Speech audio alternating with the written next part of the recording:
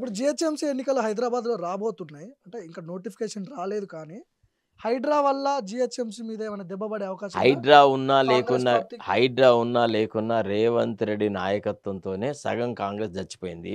Okay. విన్నారా? హ్మ్. ఇంగా హైడ్రా ఇతరత్ర కార్యక్రమాలు హ్మ్. అన్నీ వాగ్దానాల భంగము ఇట్లాంటి అన్ని క్రియల తర్వాత హ్మ్. అసలు కాంగ్రెస్ ప్రాస్పెక్ట్స్ ఎప్పుడైనా తక్కువే. హ్మ్. సరే ఏదో ఇక కాంగ్రెస్ పార్టీ రాష్ట్రంలో పరిపాలన ఉంది కాబట్టి నిధులు మేము ఎక్కువ ఇస్తాము, అభివృద్ధికి కృషి చేస్తాం అది ఇది అని ఈయన పొంగనాలు చెప్పినా హ్మ్. చూడాలి మరి. హ్మ్. నాకు తెలిసినంత మేరకైతే హ్మ్. కాంగ్రెస్ ప్రాస్పెక్ట్స్ అంత బాగుంది. ఓకే. ఎందుకు బీజేపీ ఎందుకు వీళ్ళని డిఫెండ్ చేయలేకపోతుందనుకుంటారు? ఇప్పుడు ప్రధాన ప్రతిపక్షం మేమే అని చెప్పి బీఆర్ఎస్ పార్టీ నాయకులు మీ అనుకుంటున్నారు. దృష్టిలో కేటీఆర్ బీఆర్ పాదయాత్ర అంటున్నాడు, అరెస్ట్ అంటున్నారు.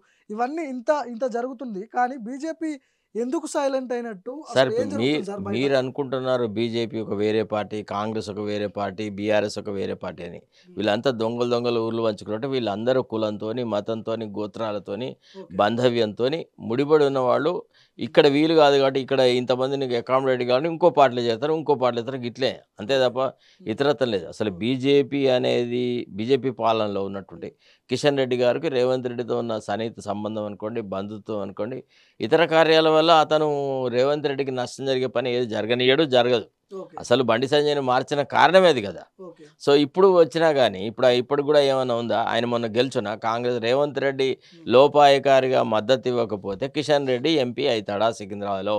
ఓకే. చెప్పండి ఒక సో, ప్రశ్న. దీని వెనక ఖచ్చితంగా రేవంత్ డెఫ్ ఉన్నాడంటారు మీరు. 100% వాళ్ళకి ఒక పళ్ళెరంలో పెట్టేసేసి 6 సీట్లు హ్మ్. బీజేపీ చేతిలో పెట్టినాడు. కానీ ఎవరైనా మా పార్టీ గెలవాలి, మా పార్టీ ఎక్కువ సీట్లు గెలవాలి, మెజారిటీ మేమే గెలవాలి, అధికారం మాదే రావాలని జూస్తారు గానీ, అపోనెంట్ క్యాండిడేట్‌ని ఎట్లా గెలిపిస్తారు? అంటే క్షుద్ర రాజకీయాలు అనేది తెలుగుదేశం పార్టీలో ఆయన నేర్చుకున్నాడు. హ్మ్. అంటే తన వాళ్ళనే బొత్తలో కత్తులు పెట్టి పొడుచుడు అనేది ఉందా లేదా? హ్మ్. ఈ వెన్నుపోటు రాజకీయాలనేది హ్మ్. హ్మ్. దాని యొక్క మూల పురుషులు అసలు వెన్నుపోటు రాజకీయాల యూనివర్సిటీ ఏదైనా ఉంటే తెలుగుదేశం పార్టీ. హ్మ్. హ్మ్. ఎందుకంటే వ్యవస్థాపక అధ్యక్షుడు అంత గ్లామరస్ పర్సనాలిటీ, పేద ప్రజలకు అంత మంచి చేసిన వ్యక్తి, బలహీన వర్గాల అభ్యున్నతికి ఎన్నో కార్యక్రమాలు తీసుకొచ్చినటువంటి ఎన్టీ రామారావుని బొత్తల కత్తి పెట్టి కుచ్చి హ్మ్. పార్టీని క్యాప్చర్ చేసుకున్న వాళ్ళు చంద్రబాబు నాయుడు. హ్మ్. ఇక ఆయన శిష్యరికంలో ఈయన ఏమంత పెద్ద గొప్పగా ఎదుగుతాడండి. ఓకే. ఇగో కుమ్మరివాడిని బట్టే కుండలుంటాయి ఓకే. కదా! హ్మ్. అతను నిపుణుడైతే మంచి కుండలొస్తాయి.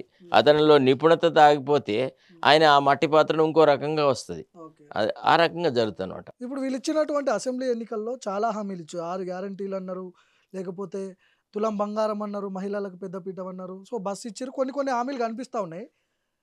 మార్పు జరగలేదంటారా? కొద్దిగా కూడా మార్పు అంటే జరగలేదంటారా? విషయం ఏందంటే, ఈ హ్మ్. ఎన్నికల మేనిఫెస్టో తయారు చేసిన వ్యక్తులకి ఇది హ్మ్. ఖచ్చితంగా అమలు జరగాలా? హ్మ్. వీటికి ఎన్ని నిధులు అవసరం పడతది? ఎంత రాష్ట్ర బడ్జెట్ పర్మిట్ చేస్తది? చెయ్యదు?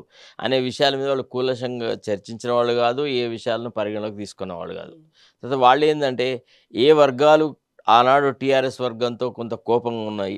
కొంత ఏవగింపుతో ఉన్నాయి. హ్మ్. కొంత అసహనంగా ఉన్నాయంటే, హ్మ్. అట్లాంటి వాగ్దానాలను వీళ్ళు చేసేసి ఒక రకంగా ప్రజల దగ్గరికి పోయి పచ్చి అబద్దాలాడి హ్మ్. మ్యాండేట్ సాధించినారు.